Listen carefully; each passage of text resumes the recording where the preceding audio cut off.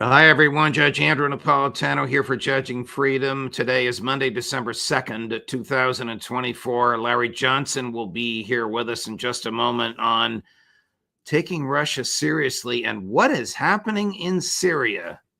But first, this. We're taught to work hard for 35 to 40 years. Save your money, then live off your savings. Unfortunately, there are too many threats undermining the value of our hard-earned dollars. The Fed's massive money printing machine is shrinking your dollar's value. Just the cost of groceries is absurd. Let me be brutally honest. I think the dollar is on its way to being extinct, not just here, but globally. The BRICS nations, led by Russia and China, threaten to remove the dollar as the world's reserve currency. Central banks have been shifting away from the dollar and into gold. And if we go to central bank digital currency, that will not only destroy the dollar, but we will lose our freedom. We will lose our privacy. They can track anything we do. You need to take care of yourself and your family. So here's what you need to do. Immerse yourself in knowledge and information. The writing is on the wall. Now is the time to consider shifting some of your dollars into gold and silver as your bedrock financial asset. Call my friends at Lear Capital, the leader in precious metals, investing for over 27 years. They helped me diversify into gold and silver. They can help you too. Call Lear today at 800-511-4620, 800-511-4620, or go to LearJudgeNap.com. Larry Johnson, welcome here, my dear friend. Nice to see you after the long holiday weekend. Did the United States take Russia seriously before Oreshnik? Does the United States take Russia seriously after Oreshnik? No, I don't think so. In fact, I think what we're seeing in Syria is an extension of that failure to take Russia seriously. The perception I think that is held currently within the intelligence community, certainly held within the policy community, is that Russia's weak, that Russia's on the verge of collapse, that all we need to do is keep applying pressure and Russia's going to crack. And so that perception then leads to the kinds of actions that we've seen the United States take, such as, authorizing Ukraine to fire these short-range missiles farther into Russia to attack Russian territory, as well as talk about deploying both NATO and U.S. forces into Ukraine. So this is, I think there's still a failure to appreciate what Russia has become. Russia is once again a superpower by every definition, and militarily, it is superior to the United States, at least with respect to land forces. In terms of Air Force, it can hold its own. On the submarine side, it's probably superior. Naval surface fleets, Russia doesn't have as much as the United States, because that has been a critical part of the U.S. Military strategy, so-called strategy. But those systems are now outdated. They're extremely vulnerable to hypersonic missiles. Did the U.S. intelligence know about Oreshnik before it was fired? Did they know that it turns whatever it hits into 4,000 degrees centigrade? Were they familiar with its descriptive characteristics as outlined by President Putin over the weekend? I don't know. Based upon what I've seen in the past with other systems, where you've got some very good analysts, but they'll be limited to trying to draw conclusions based upon overhead imagery taken by satellites, any intercepted electronic signals, whether communication or otherwise, what's known as ELINT, and they could draw some suppositions, some speculative conclusions. What'd be interesting to know is, did any of them come close to getting it right, or were they, thoroughly, completely surprised? What we do know is that when Donald Trump walked away from the Intermediate Range Nuclear Forces Agreement, the INF agreement in 2018, that Russia started working on intermediate range nuclear missiles. The U.S. intelligence community should have, I can't guarantee that they did, but they should have had that as what's called a collection priority. Believe it or not, every year they'd come around and ask analysts to draw up the list of what do we need to collect on.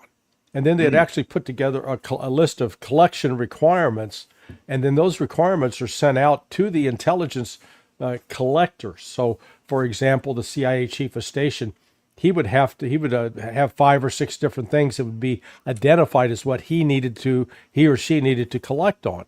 And if they didn't collect on it, they got marked down in their evaluation. The same thing for the National Security Agency, the same thing for the National Reconnaissance Office, that you go for according to these collection priorities.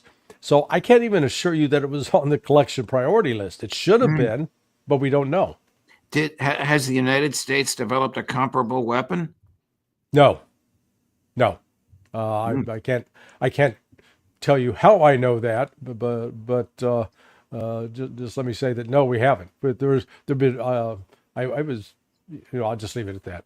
Okay, no, I appreciate that, Larry, and I appreciate the confidentiality of sources as well. Switching gears slightly, do the neocons truly and sincerely believe that Iran is a threat to the national security of the United States, or are they just going along with this because that's what Netanyahu's been preaching? Well, that's their story, and that it is. We have been in the United States repeatedly told that Iran is the number one sponsor of terrorism in the world. That Iran is the problem. How do you measure terrorism? Well, you measure terrorism by number of attacks. The label slapped on Iran comes principally because of its support for Hamas and Hezbollah. And that's why I went to some lengths to look into the actual terrorist attacks in Israel, looking at the data collected not by Larry Johnson, not even by the U.S. government, collected by the Israeli government. It was published on the Foreign Ministry site, which lists every single Palestinian attack. And remember, these are the Palestinians who are backed by Iran from August of 2000 up through current day. And I was really shocked to discover that over the course of that 24 years, there were only 104 attacks attributed to Hamas. Now, you compare that to attacks that are linked to ISIS in just 1 year, over 500 attacks by ISIS in 1 year. And when you go to the U.S. State Department's list of annual country reports on terrorism, they list out the top 10 groups every year. The last report came out, it was published last year, 2023. It covered the year 2022. So the State Department's lagging behind what it should be doing. The report for last year should be out. But anyway, the report for 2022 showed that the top 10 groups, not a single one of them was paid for, sponsored by, trained by Iran. Not one. So it's a lie that Iran's the number one sponsor of terrorism. And then what the United States needs to take responsibility for is the fact we have been conducting and supporting terrorist attacks inside Iran. You know, after 9/11, we made a big weepy deal about, we're against terrorism. We're going to take this global war on terrorism. And yet in the ensuing years, we've been supporting terrorist attacks inside Iran, including the murders of nuclear scientists, civilians, because we say, they're a threat, so we're going to kill them, as well as supporting groups like the Mujahideen al-Khalq, the MEK. They are been carrying out terrorist attacks throughout Iran.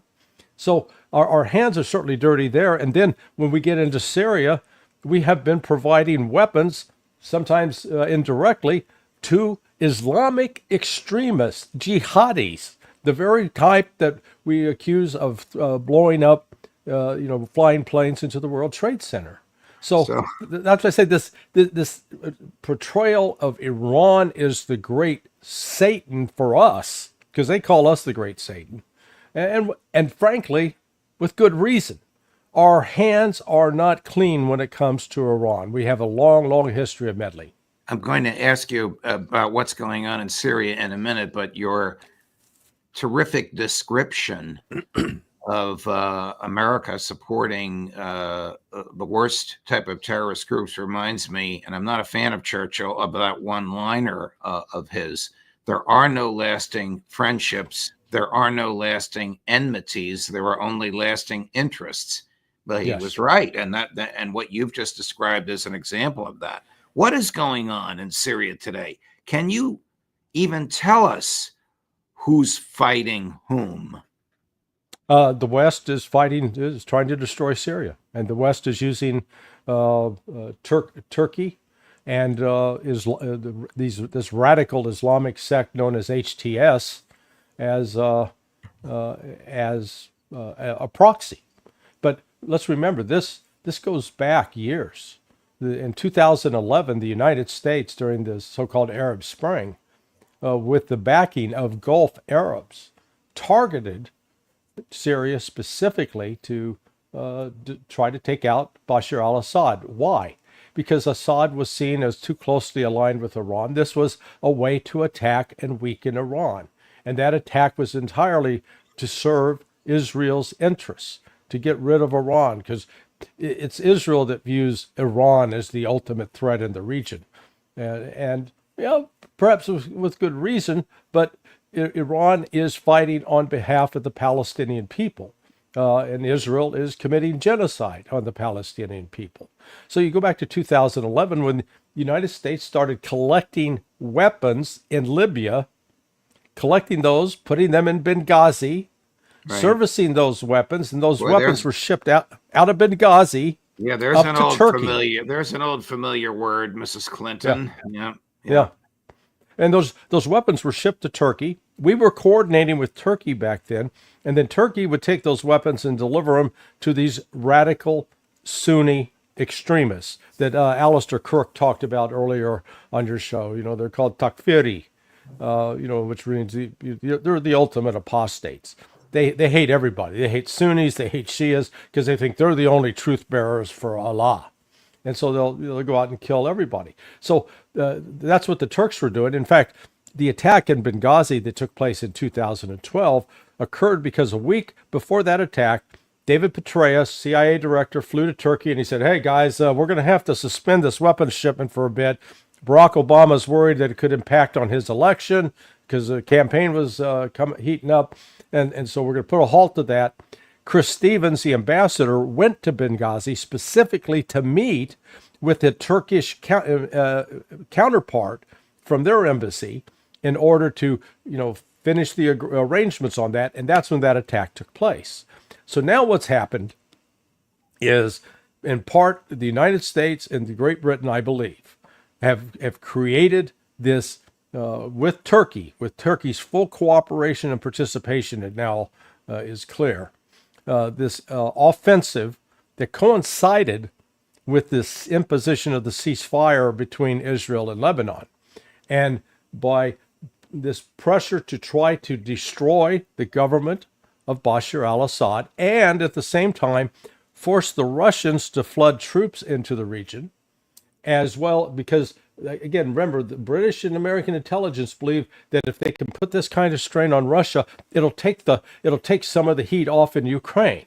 They don't understand Russia's got 1.5 million soldiers. Russia has ample reserves.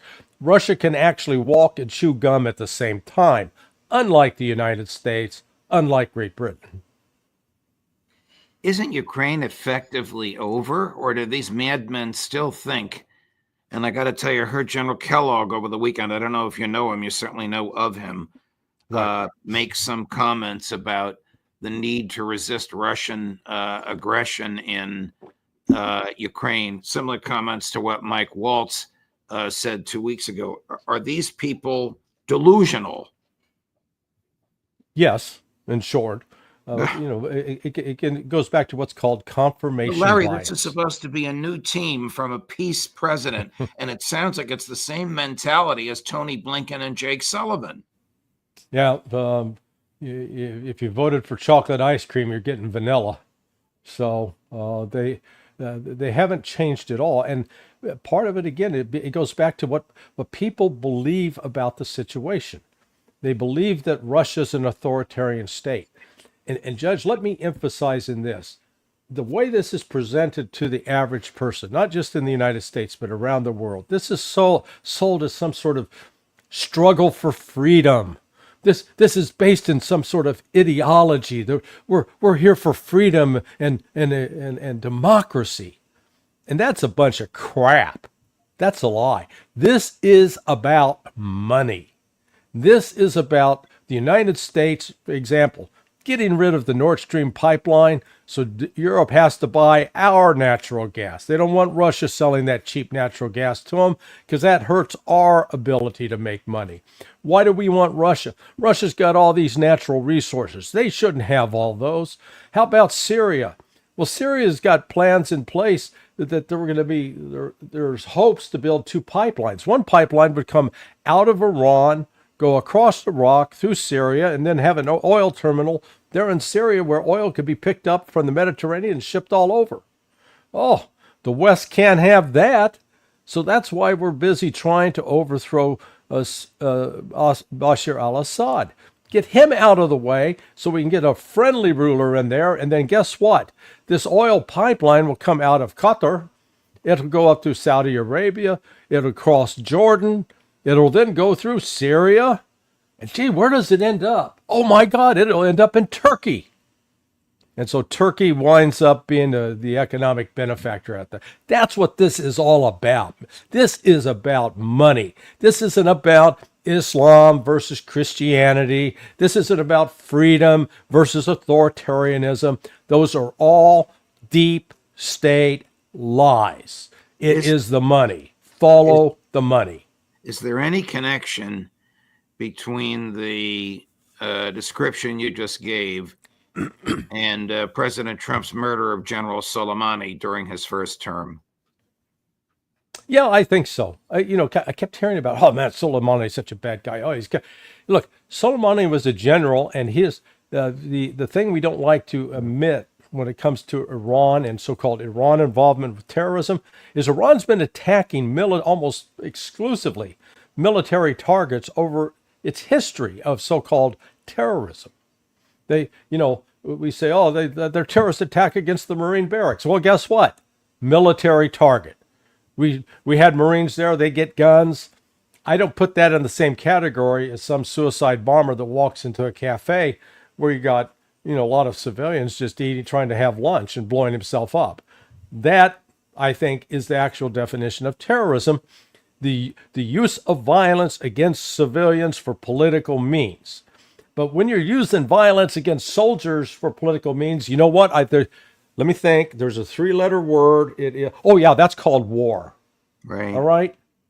And let's stop. But what we've got away with in the United States now is we like to label everything terrorism, so that way we can take away our civil rights. Because if it's a terrorist threat, then there is no due process. Then there is no constitution. Then we have the right to spy on you. Then we have the right to intercept your phone calls. We have the right to read your mail. You have no privacy because that terrorist threat's out there. It's a pesky thing, and we got to stop it. Sorry, you got me wound up today. No, I'm glad I got you wound up. This will wind you up even more. I think you'll probably remember Mrs. Clinton's famous "so what." But what was going on and why they were doing what they were doing? No. Again, we were misled that there were supposedly protests and then something sprang out of that, an assault sprang out of that. And that was easily ascertained that was not the fact. And the American people could have known that within days, and they didn't know that. With all due respect, the fact is we had 4 dead Americans. Was it because of a protest, or was it because of guys out for a walk one night who decided they'd go kill some Americans? What difference at this point does it make? Well, I'll tell you what difference it makes. The difference makes it was her decision in part. She was part of the decision to send Chris Stevens there.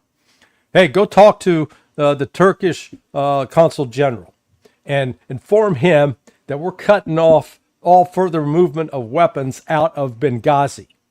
And those weapons are no longer going to go to these Islamic groups. Well, guess what? Those Islamic groups got a little upset that they were being cut off. And that was one of the reasons they attacked that so-called consulate. It wasn't a consulate. It was a CIA base. And the CIA base had over 25 CIA officers along with contractors, which is a very, very large entity. If you go through Africa, you'd find, probably the average CIA station, supposed to be the main site, would be lucky to have 5 or 6 people. So this was a big operation, and it was completely tied into this covert action that had been started with Hillary Clinton's knowledge and participation. And one more thing, a good friend of mine, Mark Thompson, who was the deputy assistant secretary in the Bureau of Counterterrorism back then. So he was in charge of military affairs. And he's the one that's supposed to be coordinating with the Special Operations Forces and the Pentagon if there is going to be any kind of U.S. government response to a terrorist incident overseas. So he's sitting at his desk and he gets a call from the Delta Force guys down in Fort Bragg. And they're going, hey, Mark, listen, wanted to coordinate with you. We're getting spun up to go to Benghazi. And he goes, Benghazi, why? And they go, well, haven't you heard? He goes, no. So Mark gets on the phone, calls the Ops Center, because the Ops Center should have notified him. Officer in the Operations Center said, Secretary Clinton told us not to inform you. Okay? Wow. That's the kind of despicable human being Hillary Clinton is. And I'm sorry to say I thought she was once qualified to be president. So people can question my judgment on a variety of things. You're so refreshingly candid, but you're also so informative, Larry, even if it causes you to second guess your own opinion of people. And we all do that all the time. Ray McGovern sent us a fascinating clip. This will raise your blood pressure even more. This is 9 years ago. The clip is of then General Lloyd Austin defending the expenditure of $500 million to train anti-Assad Syrian fighters. And guess how many fighters they trained for $500 million? Watch this interrogation by then Senator Kelly Ayotte. It's a small number, and the ones that are in the fight is we're talking four or five. So. As I see it right now, this 4 or 5 U.S. trained fighters, let's not kid ourselves, that's a joke. And as Ray points out, did you see any apology or any shame or any hesitation on his face? No, we spent $500 million training 4 or 5 people. Big deal. Well, a lot of that money went into the pockets of Turkish military, Turkish intelligence, and President Erdogan and his family, I'm sure, got a taste.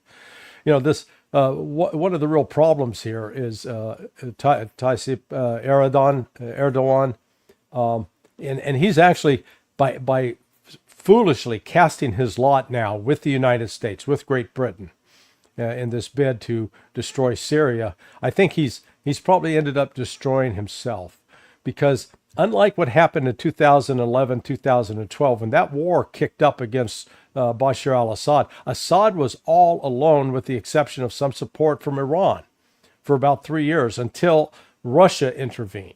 And during that entire time, he was standing against all the Gulf Arabs, the Gulf states, and Jordan, and Egypt. They all came out and condemned Assad, and they threw him out of the Arab League. Now, over the course of the last year, Assad is back in the Arab League, and just this week, the Arab League announced, we're standing with Assad. So you got this now growing divide. The divide is increasing between the United States, the hegemon, and NATO, and the global South. That's opening up. That's not closing. They're beginning to see now more clearly that the West has zero interest in working with these people in any kind of honest way. And in fact, because the West plan is, it's either we're going to sanction you, we're going to run a color revolution to overthrow you, or we're going to invade you. That's it. That's our 3-point plan. There's no diplomacy. There's no friendship.